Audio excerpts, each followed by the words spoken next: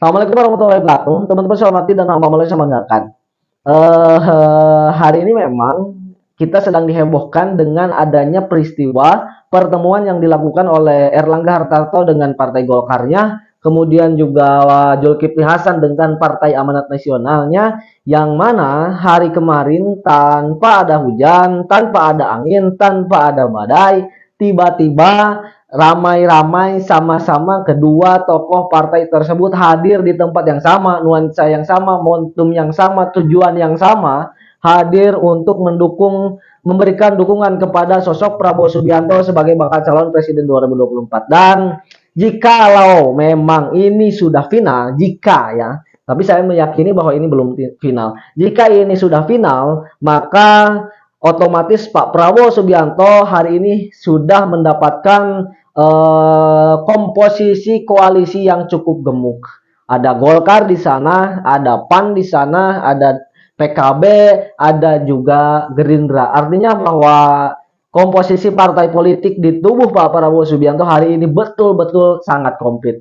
Nah, teman-teman saya banggakan, terlepas daripada respon orang-orang atau tokoh-tokoh yang bernada miring terhadap Pak Prabowo Subianto ataupun juga Partai Gerindra, seperti misal Sekjen Nasdem mengatakan bahwa sudah diduga sebelumnya ini akan terjadi, di mana partai akan ramai-ramai merapat ke Gerindra ini karena kekuasaan ada di sana. Ini logis dan juga realistis, terutama bagi partai-partai yang berpotensi memiliki masalah hukum. Nah, ini merupakan tuduhan yang serius. Nah, terlepas daripada tuduhan tersebut, apakah betul Golkar merapat ke Gerindra karena Golkar memiliki potensi masalah hukum, ataupun juga PAN demikian, atau PKB juga karena punya masalah hukum sehingga harus merapat ke Gerindra, atau ini hanya sekedar tuduhan yang disampaikan oleh Hermawi Tasim yang tidak mendasar. Nah, ini harus kita kawal.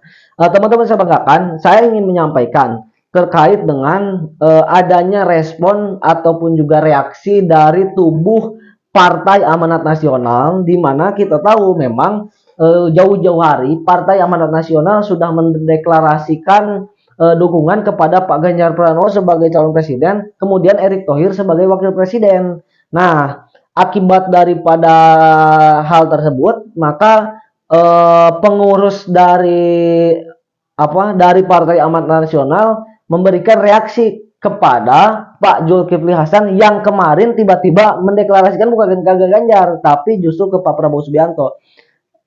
Kita lihat daripada pemberitaan sindonews.com. Ketua DPD Partai Amanat Nasional Kabupaten Cirebon tetap dukung Ganjar Pranowo di Pilpres 2024. Langkah politik Partai Amanat Nasional yang mendukung Prabowo Subianto di Pilpres 2024 mendapat reaksi dari sejumlah kader. Tidak sedikit pengurus partai yang tidak sepakat dengan keputusan tersebut. Artinya kalau tidak sedikit berarti kan banyak. Berarti banyak kader Partai Amanat Nasional yang tidak sepakat dengan keputusan Zulkifli Hasan. Salah satunya Ketua DPD Partai Amanat Nasional Kabupaten Cirebon, Heru Subagia. Menurut Heru, dirinya tetap tegak lurus mendukung Ganjar Pranowo sebagai Capres 2024. Kritik dari DPP PAN, ngeri luar biasa.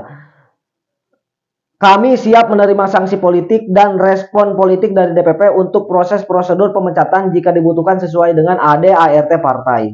Heru menegaskan, di bawah kepemimpinannya DPD PAN Kabupaten Cirebon tegas mengusung nama Ganjar Pranowo. Heru mengaku siap bertanggung jawab secara moral dan juga politik sebagai konsekuensi tertinggi pilihan dan sikapnya. Pilihan saya tegas dukung Ganjar Pranowo sampai tuntas dan kandas. Saya atas nama pribadi dan Ketua DPD PAN Kabupaten Cirebon siap dipecat dari jabatan Ketua Partai. Mantap. Heru mengaku telah memperjuangkan nama Ganjar Pranowo berdasarkan usulan DPD PAN Kabupaten Cirebon. Usulan tersebut dilanjutkan ke Rakorwil DPW PAN Jawa Barat, bahkan di Rakernas PAN. Keputusan politik saya final pendukung Ganjar Pranowo untuk Presiden 2024. Heru menambahkan, menjadi hak dan ranah politik Ketua PAN Zulkifli Hasan untuk memilih Prabowo Subianto. Namun demikian, hal itu menjadi catatan politik jika nama Prabowo Subianto tidak muncul di Rakernas 2022 dan baru mencuat baru-baru ini. Jadi aneh menurut Pak Heru ini, Prabowo munculnya tiba-tiba karena di 2022 tidak muncul nama Prabowo.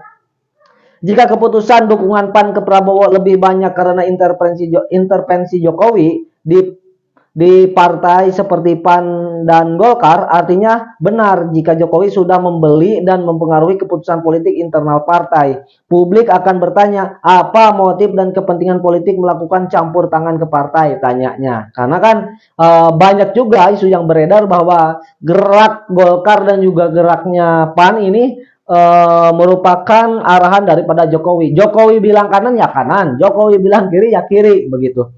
Heru mengaku secara pribadi tidak ada bermasalah dengan asas ideologi partai. Keputusan politik partai di bawah komando Zulkifli Hasan sesuai dengan keputusan Rakornas PAN yang memberikan mandat penuh siapa yang dicapreskan. Jadi lamun jikalau memang Partai Amanat Nasional Pak Zulkifli Hasan sesuai dengan amanat Rakornas, maka tidak ada masalah. Tapi kalau di luar daripada Rakornas, mereka lebih siap memilih untuk dipecat begitu. Karena menganggap bahwa ada campur tangan Jokowi terhadap sikap Partai Amanat Nasional yang tiba-tiba memberikan dukungan kepada Pak Prabowo Subianto. Meskipun itu sudah dibantah bahwa ini bukan instruksi daripada Presiden Joko Widodo, keputusan dari Zulkifli Hasan tersebut begitu. Nah, teman-teman yang saya banggakan dan teman-teman yang saya hormati, artinya bahwa sepertinya dalam beberapa kurun waktu ke depan reaksi tersebut akan hanya muncul dari PAN di Cirebon, sepertinya akan muncul dari PAN di luar Kabupaten Cirebon yang di Rakernas sama-sama mendukung Ganjar Pranowo sebagai calon presiden. Begitupun juga Golkar. Golkar sepertinya akan terbagi menjadi berbagai kubu dukungan, ada yang ke Prabowo, ada yang ke Ganjar ataupun juga ke Anies Baswedan, dan itu menjadi hal yang biasa setiap menjelang pemilu. Yang jelas kita berharap apapun yang disampaikan partai dimanapun, misal di kabupaten manapun, tetap harus menjaga kondusivitas, tidak menyebarkan berita hoax, fitnah, mencaci maki, serta menjelek-jelekan dan juga mengadu domba ya teman-teman. Itulah kita harap bahwa seperti yang dituduhkan tadi Pak Hermawi Taslim, saya kira itu harus menjadi renungan lah agar DPP Nasdem negur lah, jangan jaga pembicaraannya jangan terlalu ekstrim karena bahaya. Tuduhan tersebut sangat serius begitu menurut saya. Hasbunallah wa ni'mal wakil. Assalamualaikum warahmatullahi wabarakatuh.